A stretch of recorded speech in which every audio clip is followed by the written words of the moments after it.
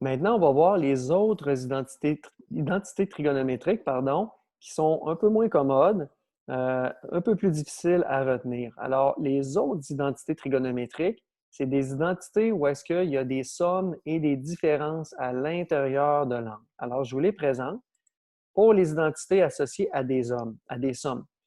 On voit la première, donc sin de U plus V, c'est sin de U, cos de V, plus sin de V, cos de U. Bon, ça peut être mêlant, on prend ça comme ça. Les démonstrations sont faites dans plusieurs volumes mathématiques, on ne les abordera pas ici. Cosinus de U plus V, attention aux variantes, donc là on a cos avec U et V, sin avec U et V, avec un signe négatif, une soustraction entre les deux. Finalement, avec tangente, on va y aller avec une fraction. Ça va être tangente de U plus tangente de V sur 1 moins tan U tan V. Ça, c'est les trois identités où est-ce qu'on a une somme de U et V. Alors, un exemple. Si on te demande de calculer précisément quelle est la valeur de sin de 7π sur 12, là, on se retourne vers notre cercle trigonométrique, on cherche 7π sur 12 et on ne le trouve pas, mais pourtant, on nous demande de trouver la valeur précise. Alors, je ne peux pas prendre ma calculatrice et faire sin de 7π sur 12 dessus en radians. Je vais arriver avec un nombre décimal, un nombre irrationnel. Alors, comment on s'en sort? On s'en sort avec les sommes qu'on vient de voir. Deux choix. Là, présentement, ici, je vais démolir un peu mon 7π sur 12 pour aller trouver une somme de deux autres angles qui sont dans le cercle trigonométrique, que je connais, soit des π sur 4, des π sur 3, des π demi, etc. Donc là, avec des essais et des erreurs, il y a différentes réponses. Les deux angles que j'appelle U et V, j'ai trouvé que 3π sur 12 et 4π sur 12, quand on additionne ces deux angles-là, ça donne 7π sur 12. Et là, on pense que ben là, ça donne quoi? 3π sur 12, ce n'est pas dans le cercle trigonométrique. Une fois qu'on réduit 3π sur 12 et 4π sur 12, oui, ça devient des angles qu'on reconnaît. 3π sur 12 devient π sur 4 et π sur 3, c'est notre 4π sur 12 qui était ici. Donc, la stratégie, c'est de trouver une addition qui va donner 7π sur 12 de deux angles, deux nouveaux angles, puis il faut que ces deux nouveaux angles-là, ils soient trouvables dans le cercle trigonométrique de façon précise. Il faut qu'ils soient un de ces 16 points remarquables-là. Une fois que j'ai ça, le π sur 4 ici, ça donne à être le U, le π sur 3, ça donne à être le V. Alors, tout ce que je fais, c'est que j'applique ma formule. Une fois que j'ai appliqué ma formule, je tiens mon cercle trigonométrique pas trop loin. Je vais dans mon cercle.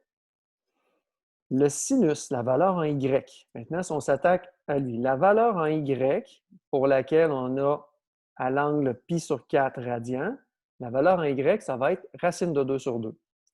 La valeur en Y, en X, pardon, où on est à π sur 3, on va chercher ça dans notre cercle trigonométrique et ainsi de suite. Donc, on a 4 recherches à faire dans notre cercle trigonométrique pour aller conclure leurs coordonnées. Et on remplace toutes les sines, les cos, les tangentes quand il y en a, par les valeurs du cercle trigonométrique. Une fois qu'on a ça, on utilise nos habiletés à travailler avec des fractions. Donc ici, on a la même fraction, le même dénominateur, on peut placer ça ensemble. Ici, c'est la même chose. Donc, racine de 3 fois racine de 2 va donner racine de 6. Les racines, ça se multiplie. Une fois qu'on a ça, on a encore une fois le même dénominateur. C'est super. Donc, je l'écris. Racine de 2 plus racine de 6 sur 4 ou racine de 6 plus racine de 2 sur 4, ce qui est la même chose. Et on a terminé. On a trouvé la valeur précise de le sinus de 7π sur 12 qui donne racine de 6 plus racine de 2 sur 4 à l'aide de notre cercle trigonométrique en fractionnant. Une autre stratégie possible, c'est d'utiliser les nouvelles identités trigonométriques qui utilisent la différence. Il y en a trois, je vous les présente. C'est ces trois-là. Donc, vous êtes capable de les lire comme moi. On va les appliquer dans un problème. Alors, si on cherche précisément, encore le mot précisément vient embêter un petit peu notre travail, le cosinus de π sur 12. Π sur 12, ce n'est pas une valeur des 7 points remarquables qu'on a dans notre cercle trigonométrique. Alors, par essai et erreur, je vais aller essayer de faire une différence, un angle moins un autre, qui va donner pi sur 12. Puis une fois réduit ces deux angles-là, ça va me permettre de trouver des points qui sont parmi les 16 points du cercle trigonométrique qu'on a sous les yeux. Alors, si on fait ça, moi, j'ai décidé d'utiliser 9 pi sur 12 et 8 pi sur 12. 9 pi sur 12 moins 8 pi sur 12 va donner pi sur 12. Une fois réduit, 9 pi sur 12, ça donne 3 pi sur 4. 8 pi sur 12 réduit donne 2 pi sur 3. Ça, c'est deux angles connus et qui sont directement écrits dans mon cercle trigonométrique. Alors voilà, c'est comme ça. On aurait pu prendre n'importe quel autre angle. Il y a plusieurs bonnes réponses possibles pour arriver à pi sur 12. L'important, c'est d'arriver avec des points qui sont dans le cercle trigonométrique. Donc, mon 3 pi sur 4, c'est le U, parce que là, ici, on est en cosinus. Le 2 pi sur 3 va être ma valeur en V, donc le U et le V. J'applique ma formule et je vais aller chercher ces points-là dans le cercle trigonométrique. À l'angle 3 pi sur 4, je vais regarder la valeur en X. À l'angle 2 pi sur 3, je vais regarder la valeur en X, la coordonnée en X.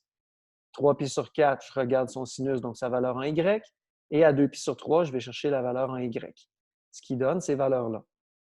Une fois qu'on a ça, on simplifie et on fait notre addition avec le même dénominateur. Alors, on a un peu la même réponse que tout à l'heure par hasard. Alors, le calcul précis de cosinus de pi sur 12, qu'on n'est pas capable de faire, on a utilisé les formules de différence et tout à l'heure de somme pour arriver à ça ici. Alors, voilà, c'est ce qui termine un peu la portion sur les nouvelles identités trigonométriques avec somme et différence.